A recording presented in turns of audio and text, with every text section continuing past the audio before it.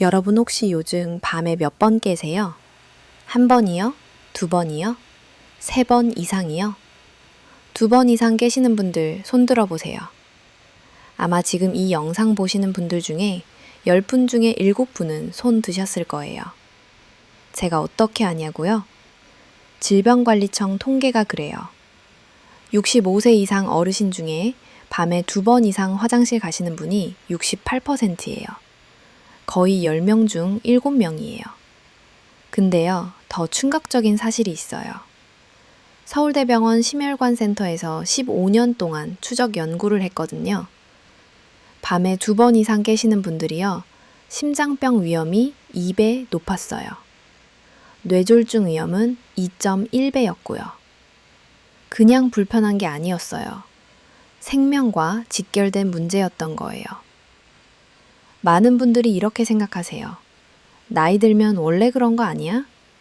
60 넘으면 다 그렇지. 참고 살아야지. 저도 처음에는 그렇게 생각했어요. 근데요, 제가 노인의학 전문의로서 거의 30년간 연구하고 진료하면서 알게 된 사실은 완전히 달랐어요. 밤에 자주 깨는 거요, 단순히 방광 문제가 아니에요. 우리 몸 전체가 보내는 위험 신호예요. 심장, 뇌, 심지어 낙상까지 다 연결돼 있어요. 근데 다행히도 해결 방법이 있어요. 비싼 약도 아니고 수술도 아니고 병원 치료도 아니에요. 잠들기 전 딱 1스푼, 집에 있는 것으로 충분해요. 돈 한 푼 안 들어요. 물론 이게 마법의 약은 아니에요. 모든 분한테 똑같은 효과가 나타나는 것도 아니고요. 근데 제가 진료실에서 30년 가까이 환자분들 보면서 확인한 거예요. 이 방법으로 많은 어르신들이 밤을 되찾으셨어요. 오늘 제가 알려드릴 내용은 크게 7가지예요. 첫째, 왜 60 이후에 밤 소변이 늘어나는지 진짜 원인을 알려드릴게요. 둘째, 방광이 왜 점점 예민해지는지 설명드릴게요. 셋째, 밤마다 깨는 것이 심장과 뇌에 어떤 위험을 주는지 말씀드릴게요. 넷째, 지금까지 잘못 알고 계셨던 상식 5가지를 바로 잡아드릴게요. 다섯째, 잠들기 전 1스푼이 어떻게 작용하는지 과학적으로 알려드릴게요. 여섯째, 오늘부터 바로 실천할 수 있는 구체적인 방법을 알려드릴게요. 일곱째, 효과를 배로 높여주는 저녁 습관까지 말씀드릴게요. 끝까지 보시면 오늘 밤부터 달라지실 수 있어요. 저는 대한노인의학회 소속이고요. 서울의 한 대학병원에서 30년 가까이 어르신들의 건강을 돌봐온 전문의예요. 진료실에서 수많은 어르신들을 만나면서 이건 나이 탓이야 하고 포기하시는 모습을 정말 많이 봤어요. 근데 그분들 중 상당수가 이 방법을 알고 나서 밤이 달라졌다고 말씀해 주셨어요. 오늘 저도 과장 없이 하지만 진심을 담아 말씀드릴게요. 우리 세대가요, 젊었을 때 얼마나 고생했어요. 자식들 뒷바라지하느라, 손주들 돌보느라, 정작 내 건강은 뒷전이었잖아요. 이제 우리 차례예요.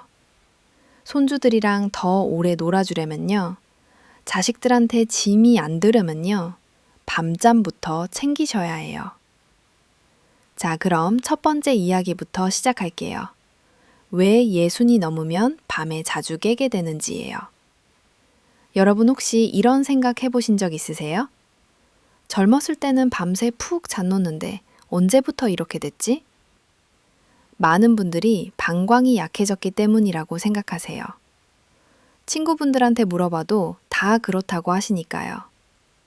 모임에 가면 화장실 이야기가 빠지지 않으시죠? 나 요즘 밤에 3번은 깨. 나도 그래. 원래 그런 거 아니야? 저도 이런 대화를 정말 많이 들었어요. 근데요, 진짜 원인은 완전히 다른 곳에 있어요. 바로 호르몬이에요. 우리 몸에는 항이뇨 호르몬이라는 게 있어요. 이름이 어려우시죠? 쉽게 설명드릴게요. 이 호르몬은 밤이 되면 신장한테 이런 명령을 내려요. 이제 밤이니까 소변 생산을 줄여라.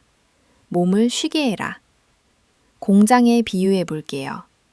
신장은 우리 몸의 정수 공장이에요. 하루 종일 혈액을 걸러서 노폐물을 소변으로 만들어내거든요. 매일 약 180리터의 혈액을 걸러요. 정말 쉬지 않고 일하는 공장이에요. 젊었을 때는 어땠을까요? 밤이 되면 공장장이 야간 근무자들한테 지시해요. 오늘의 생산량을 줄여라. 뱅에는 쉬어도 된다. 그래서 그런 양의 물을 마셔도 밤에는 소변이 거의 안 만들어져요. 한번 잠들면 아침까지 푹 잘 수 있었던 이유가 바로 여기에 있어요. 여러분도 젊었을 때는 그러셨죠? 한번 누우면 아침까지 안 깨고 푹 주무셨을 거예요. 근데 나이가 들면 어떻게 될까요? 공장장의 목소리가 작아져요. 야간 근무자들한테 지시가 제대로 전달이 안 돼요. 그래서 밤에도 나처럼 열심히 소변을 만들어내는 거예요. 대한노인하이학회 자료에 따르면요. 60세 이후부터 이 호르몬의 야간 분비량이 눈에 띄게 감소하기 시작해요. 구체적인 숫자를 말씀드릴게요. 30대의 야간 호르몬 분비량을 100이라고 하면요. 60대는 약 60으로 줄어들어요. 40%가 감소하는 거예요. 70대가 되면 45 정도까지 떨어져요. 절반 이하예요. 제가 진료한 67세 김영호 할아버지 이야기 해드릴게요. 이분이 처음 오셨을 때 밤마다 3번씩 깨신다고 하셨어요. 처음에 이렇게 말씀하셨어요. 선생님, 저는 전립선이 안 좋은 거 아닌가요? 친구들도 다 그렇다고 하던데요. 검사를 해봤더니 전립선은 나이에 비해 상태가 좋은 편이었어요. 문제는 전립선이 아니라 야간 호르몬 분비 저하였거든요. 제가 설명을 드리니까 그분이 이렇게 말씀하셨어요. 아, 그러면 방광이 잘못된 게 아니라 몸의 시계가 고장난 거군요. 정확하게 이해하셨어요. 오래된 시계를 생각해 보세요. 새 시계는 정확한 시간을 알려주잖아요. 아침 얼십시면 얼십시, 밤 어시면 얼십시. 근데 오래된 시계는 어때요? 5분씩 느려지기도 하고 10분씩 빨라지기도 해요. 정확한 시간을 알 수 없게 돼요. 우리 몸의 생체 시계도 마찬가지예요. 나이가 들면 밤인지 낮인지 헷갈리기 시작해요. 여러분, 이 이야기를 들으시면서 혹시 이런 생각 드시나요? 아, 내가 이상한 게 아니었구나. 몸이 원래 그렇게 반하는 거구나. 맞아요. 여러분 잘못이 아니에요. 의지가 약한 것도 아니에요. 몸의 리듬이 바뀐 것뿐이에요. 근데 문제는 이 변화가 소리 없이 진행된다는 거예요. 통증도 없고 특별한 경고 신호도 없어요. 그저 어느 날부터 잠이 얕아지고 새벽에 눈이 떠지고 다시 잠들기가 어려워져요. 이때 많은 분들이 어떻게 하세요? 나이가 들면 다 그렇지. 참고 살아야지. 이렇게 넘기세요. 근데 그렇게 지나친 밤들이 쌓이면요. 몸은 점점 더 밤을 휴식 시간이 아니라 활동 시간으로 착각하게 돼요. 그리고 그 오해가 바로 야간뇨를 고착시키는 출발점이 돼요. 제가 진료한 72세 박순자 할머니 이야기도 해드릴게요. 이분은 남편분이 밤에 자주 깨시는 것 때문에 함께 오셨어요. 할머니가 이렇게 말씀하셨어요. 선생님, 남편이 밤에 서너 번씩 깨니까 저도 잠을 못 자요. 부부가 같이 힘들어요. 남편분은 미안해 하셨어요. 옆에서 고개를 숙이고 계셨거든요. 근데 검사 결과를 보니까 방광이나 전립선에 큰 문제가 없었어요. 호르몬 변화랑 생활 습관이 원인이었어요. 3주 정도 제가 알려드린 방법을 실천하신 후에 다시 오셨는데요. 할머니가 활짝 웃으시면서 말씀하셨어요. 선생님, 이제 저도 잠을 자요. 남편도 한두 번밖에 안 깨요. 그 모습을 보면서 저는 생각했어요. 밤 소변은 한 사람만의 문제가 아니구나. 가족 전체의 삶의 질과 연결되어 있구나.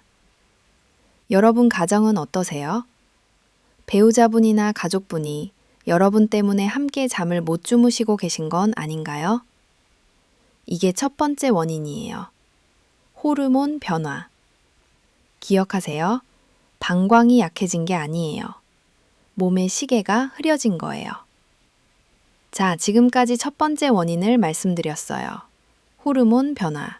기억하시죠? 이제 두 번째 원인으로 넘어갈게요. 호르몬 변화 위에 또 하나의 문제가 겹쳐져요. 바로 방광이 예민해지는 현상이에요. 많은 분들이 이상하게 생각하시는 부분이 있어요. 화장실에 다녀와도 조금밖에 안 나왔어요. 근데 왜 이렇게 자주 마려운 건지 모르겠어요. 이런 경험 있으시죠? 이 말씀 속에 핵심이 있어요. 문제는 양이 아니에요. 신호예요. 국내 비뇨기과 연구에 따르면요. 전저, 많이 담더. 젊은 성인의 방광은 약 300ml가 차야 강한 신호를 보내요. 종이컵으로 거의 2컵 정도예요. 근데 65세 이후에는 어떨까요? 120에서 150ml만 차도 뇌로 긴급 신호를 보내요. 반컵도 안 되는 양이에요. 대한배뇨학회 연구에 따르면요. 65세 이상 어르신 중 72%가 이런 방광 과민 증상을 보여요. 10명 중 7명이에요. 왜 이런 일이 생길까요? 방광벽에 있는 신경 말단이 노화와 함께 더 예민해지기 때문이에요. 오래된 화재 경보기에 비유해 볼게요. 새 경보기는 어때요? 진짜 불이 났을 때만 울려요. 연기가 자욱해지고 온도가 확 올라갈 때 울려요. 근데 오래된 경보기는 달라요. 토스트 조금 태운 것만으로도 난리가 나요. 요리하다가 연기 조금 났는데 경보기가 울어서 당황하신 적 있으시죠? 방광도 마찬가지예요. 젊었을 때는 꽉 찰 때만 신호를 보냈어요. 근데 나이 들면 조금만 차도 난리를 쳐요. 뇌는 이 신호를 받으면 어떻게 할까요? 진짜 가득 찼구나. 일어나야겠다. 이렇게 몸을 깨워요. 그래서 화장실에 다녀와도 왜 이것밖에 안 나왔지? 하는 느낌이 드는 거예요. 서울의 한 대학병원에서 진행된 연구 결과가 있어요. 밤에 3번 이상 화장실에 가시는 65세 이상 어르신 중 62%가 방광 용량은 정상이었어요. 방광이 작아진 게 아니었어요. 신호가 너무 빨리 울린 거예요. 제가 진료한 71세 이정수 할아버지 이야기해 드릴게요. 이분은 밤마다 2~3번씩 깨시는데 소변량은 늘 적었어요. 검사해 보니까 전립선도 괜찮고 방광도 특별한 이상이 없었거든요. 처음에 이렇게 말씀하셨어요. 내가 너무 예민한가 봐요. 성격이 원래 좀 급해서 그런가? 저는 그분께 이렇게 설명드렸어요. 어르신, 방광이 약해진 게 아니에요. 경보장치가 너무 빨리 울리고 있는 거예요. 어르신 성격 문제가 아니에요. 이 설명을 듣고 나서 그분의 표정이 조금 편안해지셨어요. 문제를 이해하는 것만으로도 마음이 놓이시는 거죠. 여러분은 어떠세요? 양이 많으신 편인가요? 적으신 편인가요? 적은 편이시라면 방광신호 과민이 원인일 수 있어요. 근데 여기서 중요한 점 하나 짚고 넘어갈게요. 많은 분들이 잠자리에 들기 전 혹시 몰라서 미리 화장실에 다녀오시는 습관이 있어요. 마렵지 않아도 일단 가보자 하시는 거죠. 현명한 행동처럼 보여요. 근데 사실 이게 방광을 더 예민하게 훈련시킬 수 있어요. 대한배뇨학회 자료에서도 반복적인 사전 배뇨가 방광 용적을 줄이는데 영향을 줄 수 있다고 설명하고 있어요. 방광은 기억하는 기관이에요. 자주 조금만 차도 비우면 그 상태를 정상으로 학습해요. 손주 키우시는 것에 비유해 볼게요. 아이가 조금만 보채도 바로 달래주면 어떻게 돼요? 아이는 조금만 불편해도 울게 돼요. 어느 정도 참는 것을 배워야 해요. 방광도 마찬가지예요. 이해가 되시나요? 호르몬 변화에 방광 예민화가 겹침이면 악순환이 시작돼요. 밤은 점점 얕아지고 몸은 점점 쉽게 깨어나요. 자, 지금까지 2가지 원인을 말씀드렸어요. 첫째, 호르몬 변화. 둘째, 방광 예민화. 기억하시죠? 이제 이 문제가 왜 그냥 불편함으로 끝나지 않는지 알아볼게요. 우리 몸 전체에 어떤 영향을 미치는지 말씀드릴게요. 여러분, 이 부분은 조금 무겁게 들리실 수 있어요. 근데 반드시 알아야 하는 이야기예요. 밤중에 소변 때문에 자주 깨는 것이 단순히 피곤함에서 끝나지 않아요. 3가지 심각한 문제로 이어질 수 있어요. 첫째, 심장 문제예요. 둘째, 뇌 문제예요. 셋째, 낙상 위험이에요. 하나씩 자세히 말씀드릴게요. 먼저 심장 이야기부터 해볼게요. 우리가 급히 잠들면 심장도 함께 쉬어요. 정상적인 깊은 수면 동안은 혈압이 자연히 간점드릴게요. 정상적인 부패 간원인 거 자러볼 봉보정 잊었지 있어요. 담성절리 다라미는 부처는 정상적인 미천거도 봐줍니다. 정상적인 미천거 볼로 환표. 근세 담은 비연이에요. 담성적이 보비한제 한장리라. 정상적인 비창가도 바중이다 자연히 슈년을 논데 보고포 있어요. 반보드 심장미저. 먼저 심장 보모푸녀는 비정는제서 봐집니다. 밤송적이 보비한 폼보코는데 다저는 포고포저 못제는 치미연데. 보고포인을 다는 피해삼이 이돔의 보랍니다. 담정적인 부패 간원 방정 문제거 했는데 대다 치다다보 방광주도 이럴 거면 탄인이다. 이더버 방정 정보대도로 방본이에요. 자질 잔상심이염이다. 밤은 미장되었고 보고 이염이다. 밤정적이 상상이여고 보고포 밥하저 몸은 보고코랑미다 긴장니다. 방본을 파거번 모대로 밤본 힘장이여지. 이더 밤은 비염이에요. 볼리 전방고고 마녀 방강 세제 무제는 개폭해요. 방강조고 방만치는 장상편대도. 반보 방방 비염이여모 보보코라는 정화들. 정상적인 깊은 수면 동안에는 혈압이 자연스럽게 10에 20% 정도 내려가요. 이것을 야간 혈압 하강이라고 불러요. 이 과정이 심장 건강에 매우 중요해요. 심장을 트럭에 비유해 볼게요. 낮에는 무거운 짐에 싣고 열심히 달려요. 배달도 하고 이사짐도 옮기고요. 하루 종일 쉬지 않고 일해요. 밤에는 어떻게 해야 할까요? 짐을 볼에서 쉬어야 해요. 엔진도 식히고 타이어도 점검하고 기름도 갈아야 해요. 그래야 다음날 또 달릴 수 있어요. 수면이 바로 그 정비 시간이에요. 근데 대한고혈압학회에 따르면요. 밤에 2번 이상 깨는 분들 중 상당수가 이 혈압 하강이 제대로 안 일어나요. 구체적으로 말씀드리면요. 야간에 2번 이상 깨는 분들의 58%가 혈압 하강 부전을 보였어요. 10명 중 6명이에요. 몸은 누워있지만 심장은 밤새 긴장 상태에 놓여있는 거예요. 트럭이 정비소에 들어갔는데도 엔진을 끄지 않고 공회전하는 것과 같아요.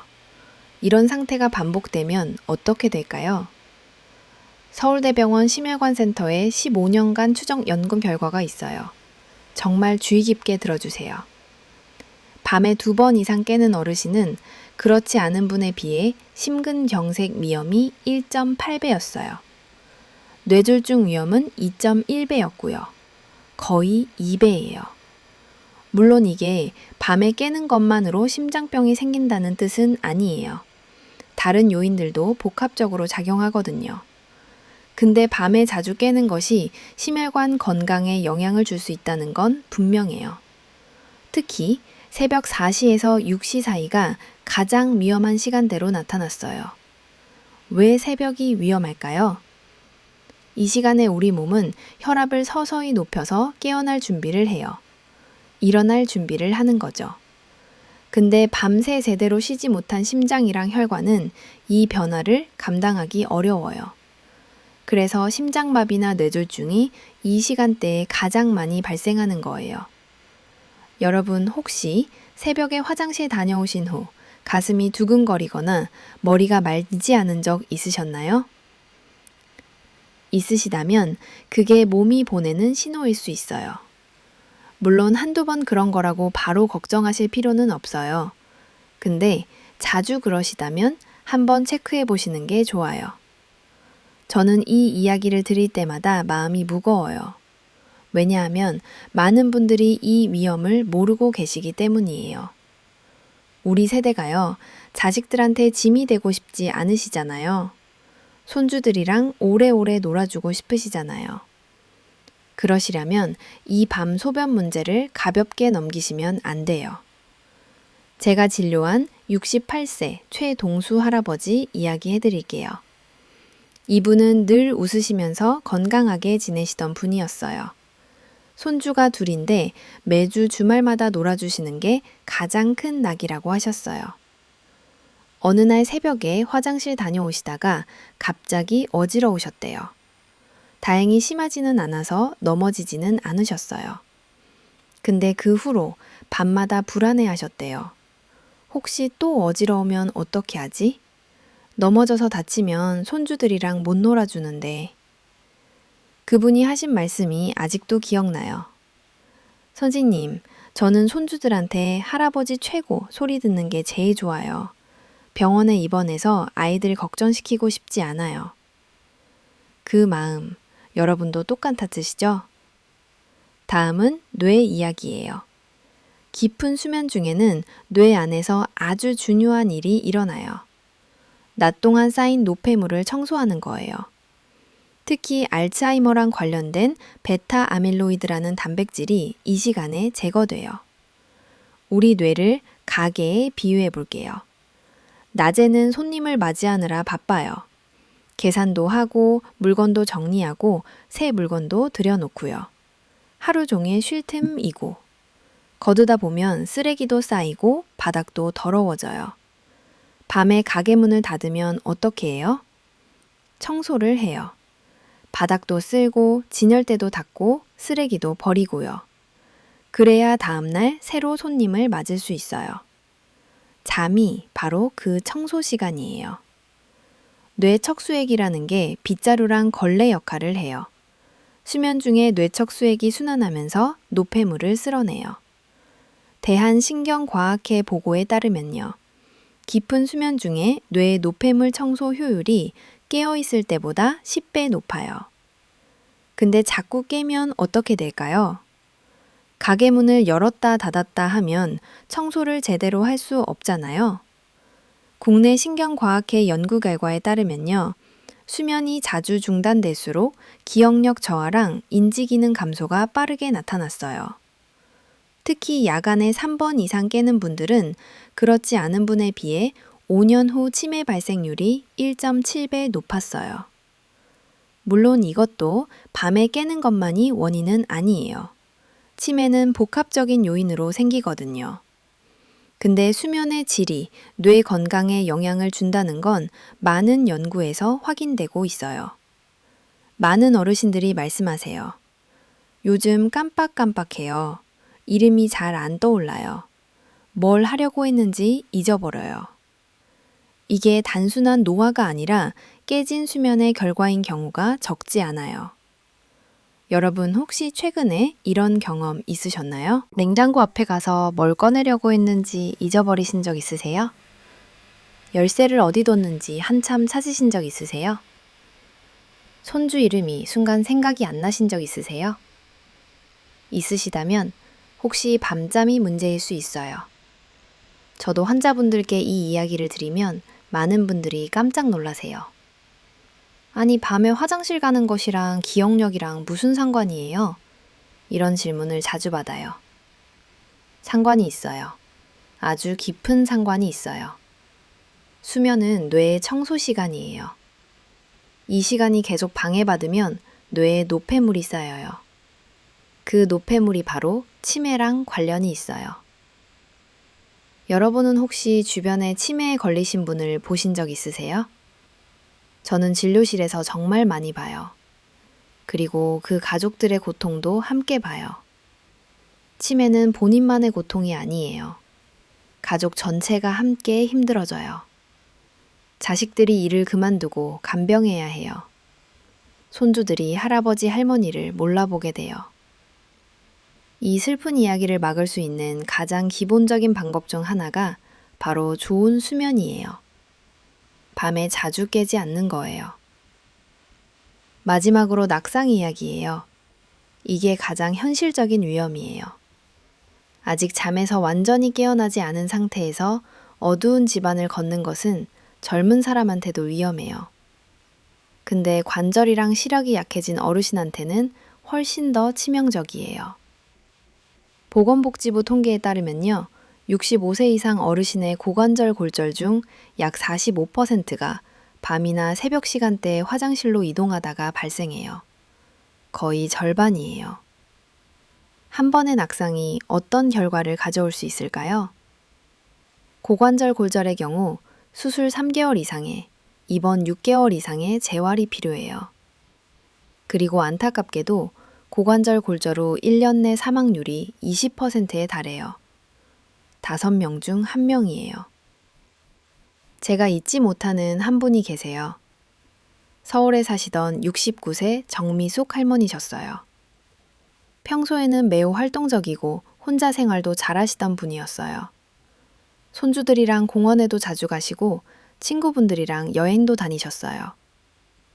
어느 날 새벽 화장실로 가시다가 미끄러지셨어요. 고관절을 다치셨어요. 수술이랑 긴 재활 기간을 거치셨어요. 회복 후 진료실에서 그분이 이렇게 말씀하셨어요. 선생님, 그냥 한번 화장실 가려다 이렇게 될 줄은 몰랐어요. 이제 손주들이랑 놀아주기도 힘들어요. 그 말 속에는 신체적인 고통보다도 자신감이 무너진 마음의 상처가 더 크게 느껴졌어요. 더 안타까운 건 그분의 가족들이었어요. 딸이 직장을 그만두고 간병을 해야 했어요.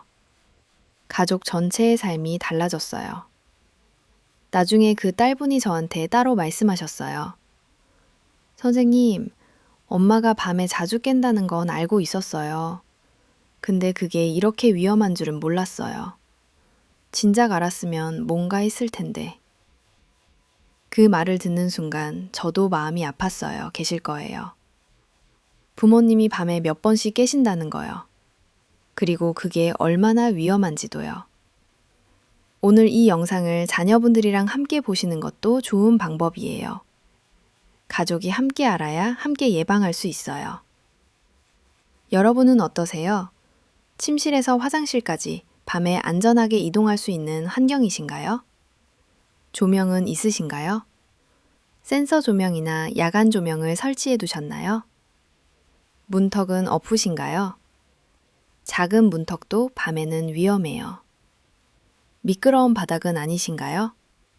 화장실 바닥에 미끄럼 방지 매트가 있으신가요? 침대에서 일어날 때 잡을 수 있는 게 있으신가요? 만약 한 가지라도 걱정이 되신다면 이 문제를 가볍거시면 안 돼요. 자, 지금까지 3가지 위험을 말씀드렸어요. 정리해 드릴게요. 첫째, 심장 위험이에요. 심근경색 위험 1.8배, 뇌졸중 위험 2.1배. 둘째, 뇌 위험이에요. 치매 위험 1.7배. 셋째, 낙상 위험이에요. 고관절 골절의 45%가 야간 화장실 이동 중 발생해요. 기억하시죠? 그래서 저는 항상 강조해요. 밤중 소변은 불편함의 문제가 아니에요. 위험의 문제예요. 다행히도 이 악순환을 부드럽게 끊어낼 방법이 있어요. 몸을 억지로 누르는 방식이 아니라 밤에 쉬어도 된다는 신호를 다시 보내주는 방법이에요. 근데 방법을 알려드리기 전에 먼저 여러분이 잘못 알고 계실 수 있는 상식들을 바로 잡아 드릴게요. 이걸 모르시면 아무리 좋은 방법도 효과가 없어요. 지금부터 말씀드릴 내용은 많은 분들이 깜짝 놀라실 수 있어요. 지금까지 알고 계셨던 것과 완전히 다르기 때문이에요. 잘못된 상식 5가지를 말씀드릴게요. 첫째, 저녁에 물을 안 마시면 된다는 상식이에요. 많은 분들이 밤에 화장실 가기 싫어서 저녁 영늑시 이후로 물을 거의 안 드세요. 현명한 방법처럼 보이죠? 근데 이건 오히려 역효과를 낼 수 있어요. 왜 그럴까요? 수분이 부족해지면 소변이 농축돼요. 진한 소변은 방광벽을 자극해요. 자극을 받은 방광은 더 예민해져요. 더 자주 신호를 보내요. 대한배뇨학회 연구에 따르면요, 저녁 수분 섭취를 극단적으로 줄인 그룹이 오히려 야간뇨 빈도가 높았어요. 그러면 어떻게 해야 할까요? 답은 적당히예요. 저녁 식사 후 물 1컵, 종이컵으로 1컵 정도는 오히려 드시는 게 좋아요. 다만 잠들기 2시간 전부터는 줄이시면 돼요. 둘째, 카페인만 피하면 된다는 상식이에요. 커피를 끊으면 괜찮아지겠지 생각하시는 분들이 많아요. 물론 카페인은 줄이시는 게 좋아요. 근데 문제는 카페인만이 아니에요. 알코올이 더 큰 문제예요. 저녁에 소주 1잔, 맥주 1캔 드시는 분들 많으시죠? 잠이 잘 올 것 같다고 드시는 분도 계세요. 근데 알코올은 항이뇨 호르몬 분비를 억제해요. 앞서 말씀드린 그 호르몬이에요. 공장장의 목소리를 더 작게 만들어요. 그리고 방광을 자극해서 더 자주 마렵게 만들어요. 서울대병원 비뇨기과 연구에 따르면요, 저녁에 알코올을 섭취한 날 밤, 야간뇨 빈도가 평균 1.4배 증가했어요. 저녁 술은 밤 소변의 적이에요. 셋째, 나이 들면 어쩔 수 없다는 상식이에요. 60 넘으면 다 그렇지, 원래 그런 거야. 이렇게 생각하시는 분들이 정말 많아요. 근데 이건 반은 맞고 반은 틀린 말이에요. 네, 나이 들면 호르몬이 변해요. 방광도 예민해져요. 이건 사실이에요. 근데 이 변화를 완전히 막을 수는 없어도 완화할 수는 있어요. 같은 70세라도 밤에 한 번도 안 깨시는 분이 있고 4-5번 깨시는 분이 있어요. 그 차이는 생활 습관에서 와요. 대한노인의학회 연구에 따르면요, 적절한 생활 습관 관리를 한 그룹이 그렇지 않은 그룹에 비해 야간뇨 빈도가 40% 낮았어요. 포기하지 마세요. 넷째, 참으면 방광이 튼튼해진다는 상식이에요. 무조건 참으면 된다고 생각하시는 분들 계세요. 참을수록 방광이 커진다고 믿으시는 거죠? 근데 무리하게 참는 건 오히려 해로울 수 있어요. 방광이 지나치게 늘어나면 방광벽 근육이 손상될 수 있어요. 그리고 요로 감염 위험도 높아져요. 적절한 시간에 배뇨환하는 게 중요해요. 보통 3-4시간 간격이 적당해요. 다섯째, 약으로 해결해야 한다는 상식이에요. 밤에 자주 깨면 약을 먹어야지 하고 생각하시는 분들 계세요. 물론 약이 필요한 경우도 있어요. 전립선 비대증이나 과민성 방광 같은 질환이 있다면 전문의 처방이 필요해요. 근데 대부분의 야간뇨는 약 없이도 상당히 개선될 수 있어요. 서울의 한 대학병원 연구에 따르면요, 생활습관 교정만으로 야간뇨가 50% 이상 개선된 경우가 전체의 63%였어요. 약 없이 10명 중 6명이 좋아졌어요. 물론 증상이 심하시거나 다른 질환이 있으시면 반드시 전문의 진료를 받으셔야 해요. 제가 말씀드리는 건 약 대신 이걸 하라는 게 아니에요. 생활습관 교정만으로도 도움이 될 수 있다는 거예요. 자, 5가지 잘못된 상식을 바로 잡아드렸어요. 첫째, 저녁에 물을 안 마시면 된다? 아니에요. 적당히 드셔야 해요. 둘째, 카페인만 피하면 된다? 알코올이 더 문제예요. 셋째, 나이 들면 어쩔 수 없다? 생활 습관으로 40% 줄일 수 있어요. 넷째, 무조건 참으면 된다? 오히려 해로울 수 있어요. 다섯째, 약으로 해결해야 한다? 63%가 약 없이 좋아졌어요. 기억나시죠? 이제 드디어 많은 분들이 가장 궁금해하시는 부분으로 들어갈게요. 잠들기 전 한 스푼이 어떻게 작용하는지 과학적으로 설명드릴게요. 먼저 한 가지 분명히 말씀드릴게요. 이 방법은 기적이 아니에요. 마법의 약도 아니고요. 모든 분한테 똑같은 효과를 보장하지도 않아요. 근데 몸의 원리를 이해하고 적용하시면 많은 분들한테 도움이 돼요. 제가 말씀드리는 한 스푼은 방광을 억지로 누르는 방법이 아니에요. 몸 전체에 이제 쉬어도 된다는 신호를 보내는 방식이에요. 나이가 들수록 우리 몸은 강한 자극보다 정확한 신호에 더 잘 반응해요.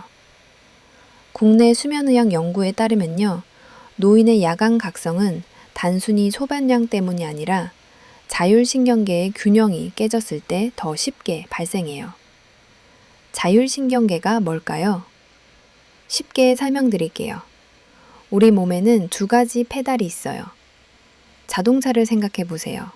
액셀이랑 브레이크가 있죠? 교감신경은 액셀이에요. 몸을 긴장시키고 움직이게 해요. 낮에 활동할 때 작동해요. 부교감신경은 브레이크예요. 몸을 이완시키고 쉬게 해요. 밤에 잠잘 때 작동해요. 젊었을 때는 낮에는 액셀, 밤에는 브레이크. 이 전환이 깔끔하게 이루어져요. 근데 나이 들면 어떻게 될까요? 페달이 뻑뻑해져요. 엑셀에서 브레이크로 바꾸려는데 잘 안 바뀌어요.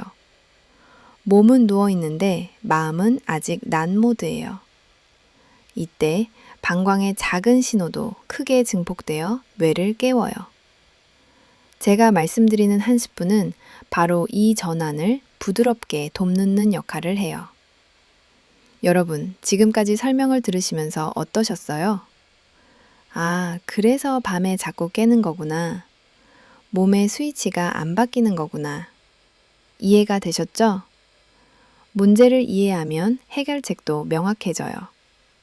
자율신경 전환을 돕는 것, 이게 핵심이에요. 그래서 저는 수면제를 권하지 않아요. 수면제는 뇌를 강제로 끄는 거예요. 자연스러운 전환이 아니에요. 그리고 노인분들한테는 부작용도 많아요. 낙상 위험이 오히려 높아질 수 있어요. 대한수면학회에서도 고령자한테 수면제 장기 복용은 권하지 않아요. 저는 몸의 자연스러운 리듬을 회복시키는 방법을 권해요. 그게 바로 오늘 말씀드리는 한 스푼이에요. 전체적으로 어떻게 작용할까요? 세 가지 메커니즘이 있어요.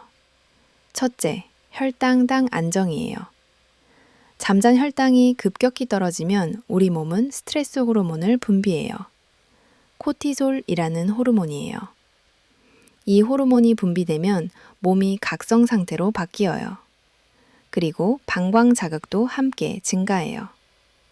서울의 한 대학병원에서 진행된 연구에서요, 잠들기 전 혈당 변동이 큰 노인일수록 야간뇨 빈도가 높았어요. 잠들기 전 소량의 자연당분은 밤새 혈당을 안정적으로 유지해줘요. 급격한 저혈더망을 막아주는 거예요. 둘째, 부교감신경 활성화예요. 특정 식품에 들어있는 성분이 부교감신경을 활성화해요. 브레이크를 밟아주는 역할을 하는 거죠. 예를 들어 바나나에 있는 마그네슘이랑 칼륨, 꿀에 있는 트립토판이 이런 역할을 해요. 셋째, 방광 자극 완화예요. 나이가 들면 방광 내벽이 건조하고 예민해져요. 이때 자극을 완화해주는 요소가 있으면 배뇨 신호가 과도하게 발생하는 걸 줄여줘요. 대한배뇨학회 자료에서도 방광 자극을 줄이는 생활 습관이 야간뇨 관리의 핵심 중 하나라고 강조하고 있어요. 그렇다면 구체적으로 무엇을 어떻게 먹으면 될까요? 3가지 방법을 알려드릴게요. 하나만 선택하셔서 하시면 돼요. 첫 번째 방법, 꿀 1스푼이에요. 천연꿀을 작은 숟가락으로 1스푼 물에 타지 마시고 그냥 그대로 드세요. 꿀에는 포도당이랑 과당이 들어있어서 밤새 혈당을 안정시켜줘요. 그리고 트립토판이라는 아미노산이 멜라토닌 생성을 도와 수면의 질을 높여줄 수 있어요. 주의할 점이 있어요. 당뇨 있으신 분은 주치의랑 먼저 상담하세요. 혈당 조절이 안정적이지 않은 분한테는 권하지 않아요. 두 번째 방법, 바나나 반개예요. 바나나에는 마그네슘이랑 칼륨이 풍부해요. 이 2가지 미네랄이 근육을 이완시키고 신경을 안정시켜요. 방광 근육도 포함해서요. 바나나는 소화가 잘 돼서 밤에 위장에 부담을 주지 않아요. 당지수도 중간 정도라서 혈당을 급격히 올리지 않아요. 너무 익은 바나나보다는 약간 노란색 끝부분이 살짝 썰어나가 좋아요. 당지수가 보모닌의 점도 바나나 그 잘짱조분이 바나나가 좋아요. 도가며고 익은 바나나 보모니르면 잠적어 있을게요. 너무 익은 바나나보다는 약간 노란색 끝부분이 바나나가 좋아요. 도가며 마느냠 바나나가 잘 좀 들어줘서 여준죠. 당주수가 당원함 가장 바나나 봄도 주미숙지입니다. 바나나에는 참바난 크전이죠. 여분이 금오 포나메요. 장지수가 방오치몬 바나나가 잘 좀 보분이 바나나가 좋아요. 봄 조나메요. 도와 메서제요. 바나나 부는 바나는 부모니들 안정시키줘요. 바나난 판강피정화 판당을. 바나나 제거매 바나난도 소화에마단 전족으로서 약간 덕먼 보몬 주체어죠. 봄마늘저 잠적을 한타템이다. 바나난 버밍호 군욕을 줄이고 점인 넘지죠.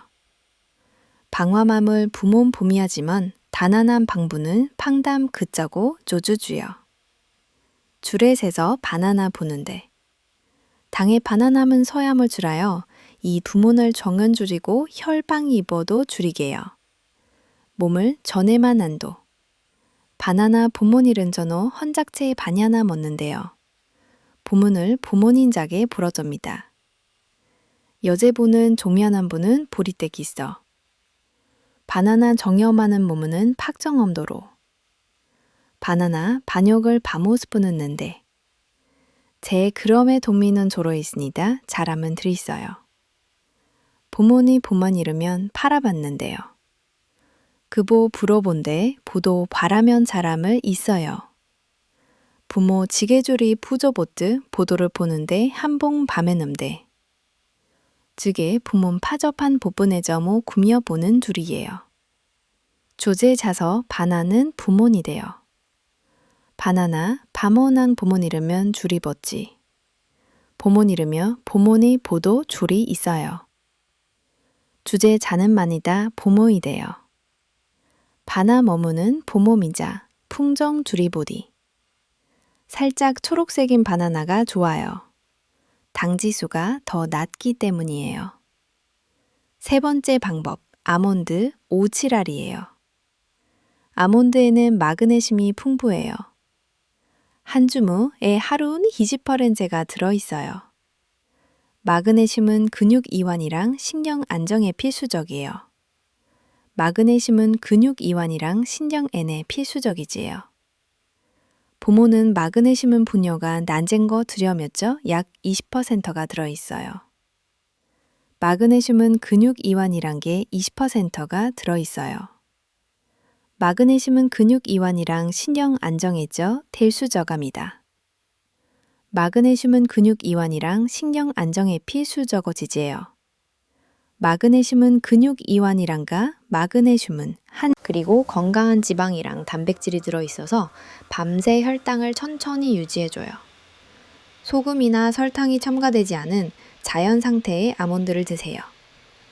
여러분은 어떤 방법이 끌리세요? 꿀은 달콤한 것 좋아하시는 분께, 바나나는 과일 좋아하시는 분께, 아몬드는 견과류 좋아하시는 분께, 기호에 맞게 선택하시면 돼요. 효과는 비슷해요. 한 가지 더 말씀드릴게요. 이 세 가지를 섞어서 드시면 안 돼요. 하나만 선택하세요. 왜냐하면 양이 중요하기 때문이에요. 세 가지를 다 드시면 양이 너무 많아져요. 그러면 오히려 소화기관을 자극해서 밤에 깨실 수 있어요. 심플하게 하나만 선택하세요. 그리고 꾸준히 하세요. 제가 진료실에서 가장 많이 추천하는 건 꿀이에요. 왜냐하면 양을 조절하기 가장 쉽기 때문이에요. 작은 숟가락 하나, 정확하게 한 스푼만 드시면 돼요. 바나나는 반 개라고 말씀드렸지만 바나나 크기가 다 다르잖아요. 아몬드도 5, 7R이라고 했지만 개수 세기가 번거로우실 수 있어요. 꿀은 숟가락 하나면 돼요. 간단해요. 물론 당뇨가 있으신 분은 아몬드를 추천드려요. 아몬드는 혈당항에 거의 영향을 주지 않기 때문이에요. 자, 이제 가장 중요한 부분이에요. 어떻게 실천해야 하는지 구체적으로 알려드릴게요. 6가지만 기억하세요. 첫째, 시간이에요. 잠들기 30분에서 40분 전에 드세요. 너무 이르면 효과가 분산되고 너무 늦으면 몸이 신호를 받아들이기 전에 잠자리에 들게 돼요. 국내 수면의학 연구에서도 이 시간대가 자율신경 전환이 가장 자연스럽게 일어나는 구간이라고 설명하고 있어요. 둘째, 양이에요. 한 스푼 이상 드시면 안 돼요. 너무 많으면 오히려 소화기관을 자극해서 밤에 몸을 깨울 수 있어요. 정확한 양이 중요해요. 셋째, 물이에요. 가능하면 물이랑 함께 드시지 마세요. 물이 들어가면 위랑 장이 다시 움직이기 시작해요. 그 신호가 신장이랑 방광으로도 전달돼요. 오히려 중소변 신호가 활성화될 수 있어요. 대한수면학회에서도 잠들기 전 수분 섭취를 최소화하는 게 야간 각성을 줄이는 데 도움이 된다고 설명하고 있어요. 넷째, 일관성이에요. 하루 이틀로 효과를 기대하시면 안 돼요. 최소 7일에서 14일 정도 꾸준히 하셔야 해요. 국내 노인 수면 패턴 연구에서도 새로운 야간 습관이 자리 잡기까지 약 2주 정도 걸린다고 보고하고 있어요. 중간에 한번 깼다서 해서 실망하지 마세요. 목표는 완전히 안 깨는 게 아니에요. 덜 깨고 다시 잠들기 쉬운 상태로 가는 거예요. 다섯째, 기록이에요. 밤에 몇 번 깨셨는지 간단히 메모해 두세요. 달력에 숫자만 적어도 돼요. 일주일 후, 2주 후에 비교해 보시면 변화를 느끼실 수 있어요. 여섯째, 예외 상황이에요. 당뇨가 있으시면 반드시 주치의랑 상담하세요. 갑작스러운 체중 감소, 혈뇨, 배뇨 시, 통증이 있으시면 반드시 비뇨기과 진료를 받으셔야 해요. 이 방법은 치료를 대신하는 게 아니에요. 자, 6가지 기억하시죠? 첫째, 잠들기 30, 40분 전에. 둘째, 한 스푼만. 셋째, 물 없이. 넷째, 최소 2주간 꾸준히. 다섯째, 기록하기. 여섯째, 예외 상황 확인. 기억해 두세요. 제가 진료한 73세 이영호 할아버지 이야기 해드릴게요. 이분은 오랫동안 밤에 3번씩 깨는 게 당연하다고 생각하며 지내셨어요. 특별한 약을 쓰고 싶어 하지도 않으셨고 그저 조금만 덜 깨면 좋겠다고 하셨어요. 이 방법을 2주 정도 실천하셨어요. 물론 생활습관 교정도 함께요. 다시 진료실에 오셨을 때 이렇게 말씀하셨어요. 선생님, 아직 한 번은 깨지만 예전처럼 불안하지가 않아요. 저는 이 말이 매우 중요하다고 느꼈어요. 몸이 밤을 다시 쉬어야 할 시간으로 인식하기 시작했다는 신호이기 때문이에요. 그리고 한 달 후에 다시 오셨을 때는 이렇게 말씀하셨어요. 선생님, 이제 한 번만 깨요. 가끔은 한 번도 안 깰 때도 있어요. 아내가 좋아해요. 같이 푹 잘 수 있으니까. 그분의 표정이 정말 밝아지셨던 게 기억나요.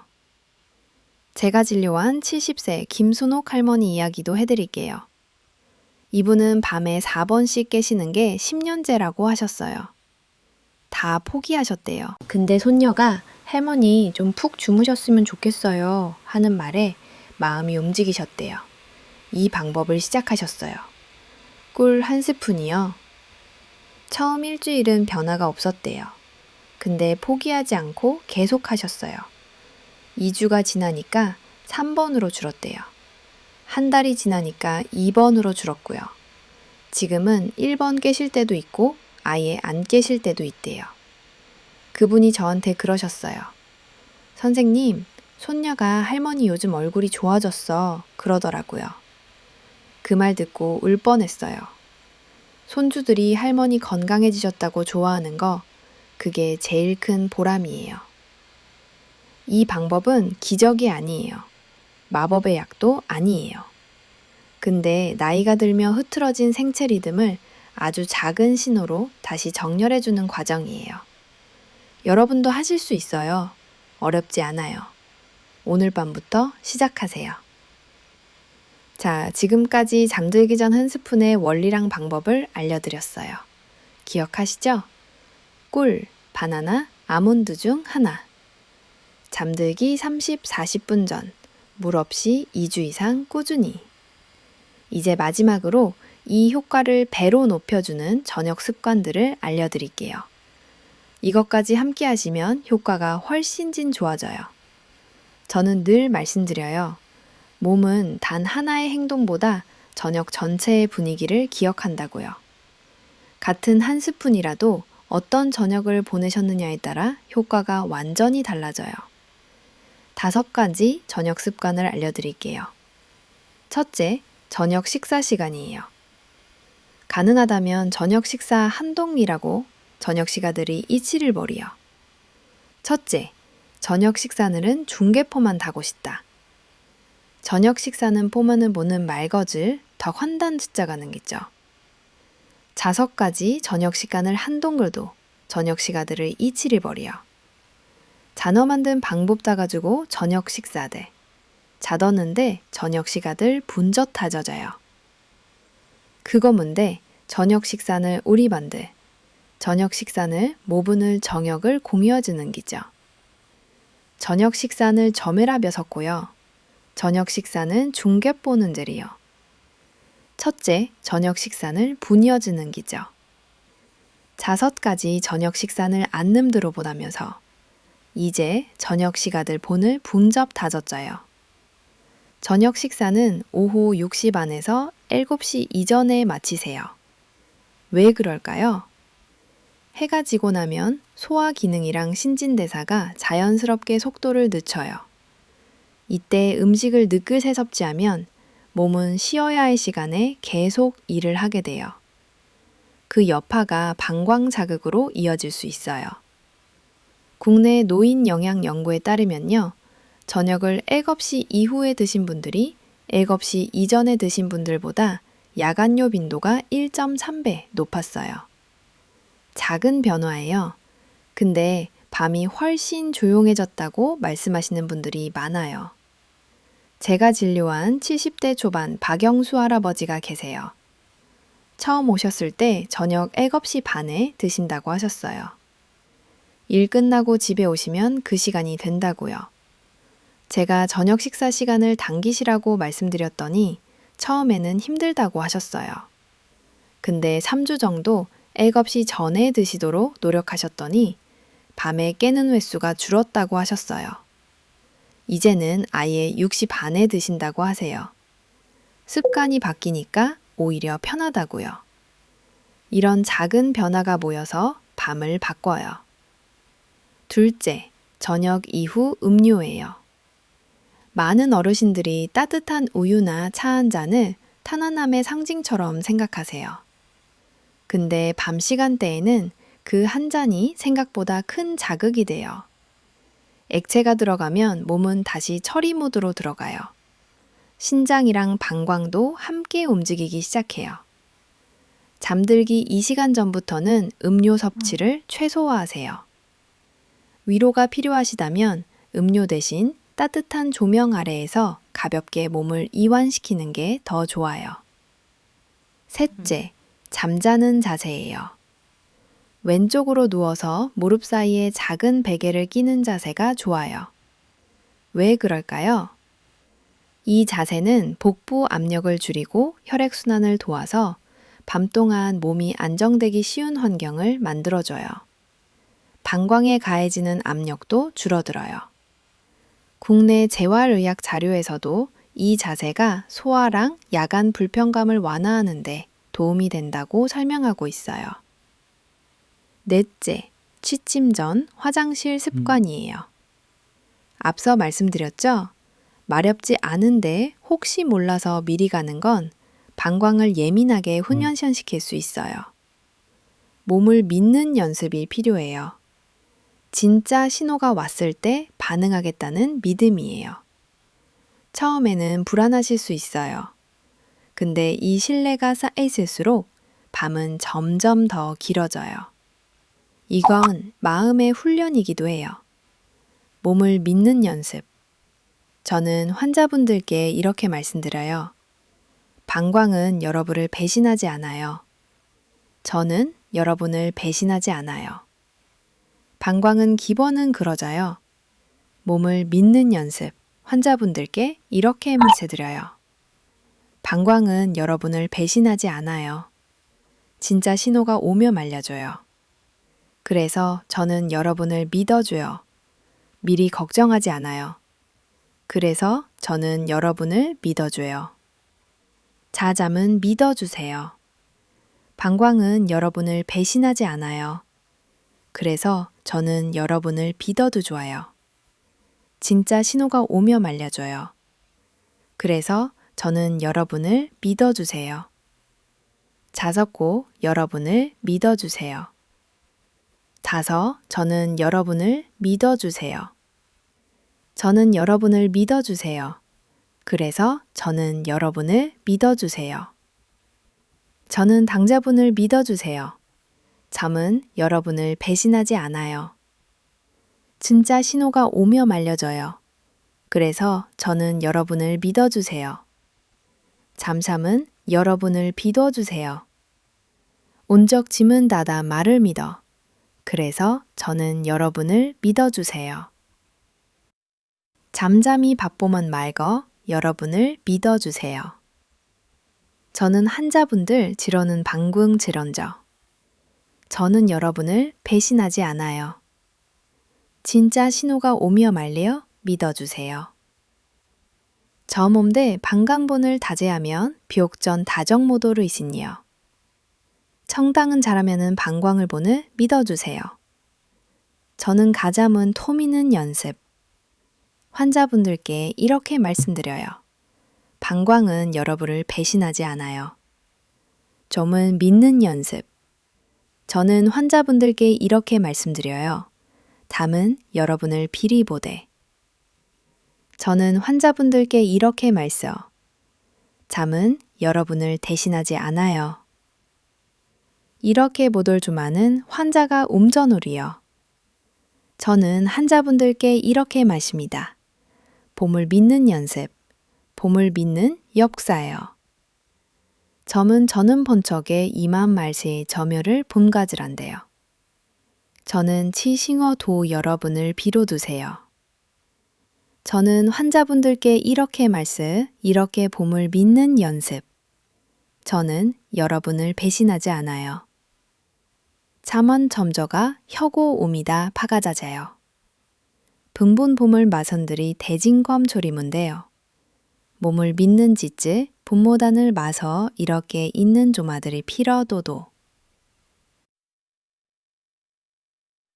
마름한 명은 틀어마칩니다. 총미딴 달라가 판고고 보는 더 고몰 비를 모대 이셈이다 가죠. 저는 저문던 몸이 패진하자요. 방광은 담저분전 출이며 이러고 몸을 비드 본 적이 있죠. 진짜 신호가 오면 알려줘요. 미리 걱정하지 않아도 돼요. 5째, 조명이랑 전자기기예요. 잠들기 1시간 전부터는 밝은 조명을 피하세요. TV나 스마트폰의 푸른빛은 멜라토닌 분비를 억제해요. 멜라토닌은 수면 호르몬이에요. 터킹 조명 아래에서 책을 읽거나 조용히 호흡을 고르는 게 좋아요. 자, 5가지 저녁 습관이에요. 기억하시죠? 첫째, 저녁 식사는 7시 이전. 둘째, 잠들기 2시간 전부터 음료 줄이기. 셋째, 왼쪽으로 누워서 무릎 사이에 베개. 넷째, 마렵지 않으면 화장실 가지 않기. 5째, 잠들기 1시간 전부터 밝은 빛 피하기. 이렇게 저녁의 흐름이 바뀌면 한 스푼은 더 이상 단독 행동이 아니라 편안한 밤으로 들어가는 문이 돼요. 추가로 낮 시간에 도움이 되는 습관 4가지도 알려드릴게요. 이것까지 함께 하시면 효과가 더욱 좋아져요. 첫째, 아침 햇빛이에요. 아침에 일어나서 20, 30분 정도 햇빛을 쐬세요. 창가에 앉아 계셔도 좋고 가벼운 산책을 하셔도 좋아요. 왜 햇빛이 중요할까요? 햇빛은 우리 몸의 시계를 리셋해줘요. 아침에 햇빛을 쐬면 뇌에 지금은 낮이다 라는 신호가 전달돼요. 그러면 밤에는 자동으로 지금은 밤이다 라는 신호가 더 선명해져요. 아까 말씀드렸죠? 나이 들면 낮이랑 밤의 구분이 흐려진다고요. 햇빛이 그 구분을 다시 선명하게 만들어줘요. 국내 수면의학 연구에서도 아침 햇빛 노출이 야간 멜라토닌 분비를 30% 이상 증가시킨다고 보고하고 있어요. 실내에만 계시면 안 돼요. 꼭 밖에 나가시거나 최소한 창가에서 햇빛을 받으세요. 유리창을 통해서도 효과가 있어요. 둘째, 낮 시간 수분 섭취예요. 하루에 필요한 물은 낮에 충분히 드세요. 아침이랑 점심 때 물을 잘 드시면 저녁에 굳이 많이 안 드셔도 돼요. 오전에 하루 물의 60, 70%를 드시는 게 좋아요. 셋째, 가벼운 운동이에요. 하루 20, 30분 걷기 외의 격렬한 운동은 피하시고 땀이 살짝 나는 정도면 돼요. 운동은 자율신경의 균형을 회복시켜줘요. 낮에 적당히 활동하면 밤에 부교감 신경이 더 잘 활성화돼요. 아까 자동차 비유 기억하시죠? 엑셀이랑 브레이크요. 낮에 엑셀을 적당히 밟아야 밤에 브레이크가 잘 들어요. 하루 종일 집에만 계시면 몸이 낮이랑 밤을 구분하기 어려워요. 그리고 운동은 방광 건강에도 도움이 돼요. 대한비뇨기과학회 자료에 따르면요. 규칙적인 걷기 운동을 하는 그룹이 그렇지 않은 그룹에 비해 야간뇨 비도가 25% 낮았어요. 특히 골반 바닥 근육을 강화하는 케겔 운동이 도움이 돼요. 케겔 운동 아시죠? 소변은 참는 것처럼 아랫배에 힘을 주는 운동이에요. 하루에 3번, 1번에 10회씩 하시면 돼요. 언제 어디서나 하실 수 있어요. 앉아 계실 때, TV 보실 때 언제든 가능해요. 다만 저녁 여국시 이후에 격렬한 운동은 피하세요. 몸이 각성 상태가 되어 잠들기 어려워질 수 있어요. 넷째, 낮잠 조절이에요. 낮잠은 20분 이내로 제한하세요. 너무 오래 주무시면 밤 수면에 영향을 줘요. 그리고 오후 3시 이후에는 낮잠을 피하세요. 왜 20분일까요? 낮잠이 20분을 넘어가면 깊은 수면에 빠지게 돼요. 깊은 수면에서 깨면 오히려 피곤해져요. 그리고 밤에 잠들기 어려워져요. 20분 정도의 짧은 낮잠은 오히려 좋아요. 피로 회복에 도움이 되고 밤 수면에는 영향을 주지 않아요. 알람을 맞춰두세요. 20분 후에 올리도록요. 그리고 누워서 주무시지 마시고 소파나 의자에 기대어 주무세요. 그래야 너무 깊이 잠들지 않아요. 자, 이제 오늘 말씀드린 내용을 전체적으로 정리해 드릴게요. 긴 영상이었지만 여기까지 함께 해주셔서 감사해요. 오늘 우리는 7가지를 함께 살펴봤어요. 첫째, 왜 나이 들면 밤에 자주 깨는지 알아봤어요. 항이뇨 호르몬이 줄어들기 때문이에요. 몸의 시계가 흐려진 거죠. 둘째, 방광이 왜 예민해지는지 알아봤어요. 경보기가 너무 빨리 울리는 거예요. 셋째, 이게 왜 위험한지 알아봤어요. 심장병 위험 2배, 치매 위험 1.7배, 낙상 위험. 단순한 불편함이 아니었어요. 넷째, 잘못된 상식 5가지를 바로잡았어요. 저녁에 물 안 마시면 된다? 틀렸어요. 나이 되면 어쩔 수 없다? 40% 줄일 수 있어요. 다섯째, 잠들기 전 한 스푼이 어떻게 작용하는지 알아봤어요. 혈당 안정, 부교감 신경 활성화, 방광 자극 완화. 3가지 원리예요. 여섯째, 구체적인 실천 방법을 알려드렸어요. 잠들기 30, 40분 전 한 스푼만, 물 없이 2주 이상 꾸준히.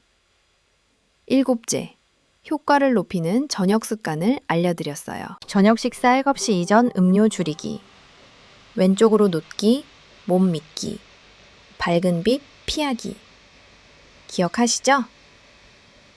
자, 이제 가장 중요한 것만 다시 한번 정리해 드릴게요. 오늘 영상에서 딱 3가지만 기억하세요. 첫째, 밤에 자주 깨는 건 나이 탓만이 아니에요.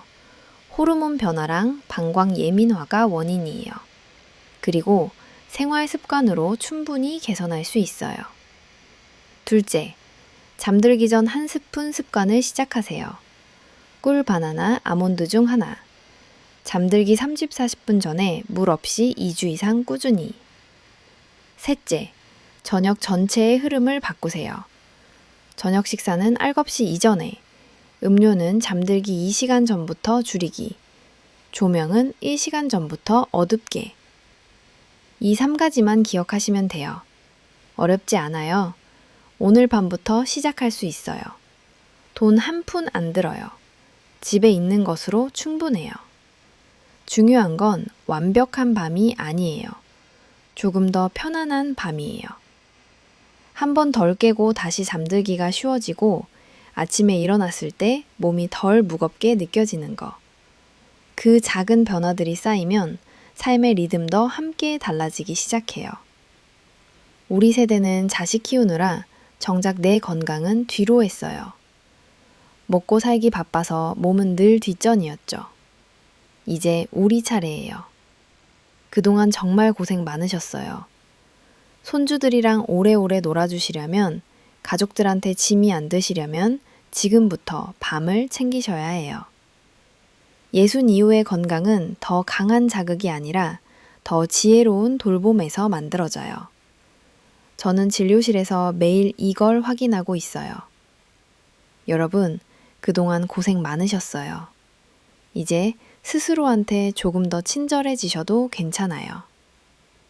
이 영상의 내용은 일반적인 건강 정보를 바탕으로 한 거예요. 개인의 상태에 따라 다를 수 있어요. 통증, 혈뇨, 급격한 증상 변화가 있다면 반드시 전문의랑 상담하시기 바랍니다. 이 영상은 진단이나 치료를 대신할 수 없어요. 오늘 이야기가 마음에 조금이라도 닿았다면요.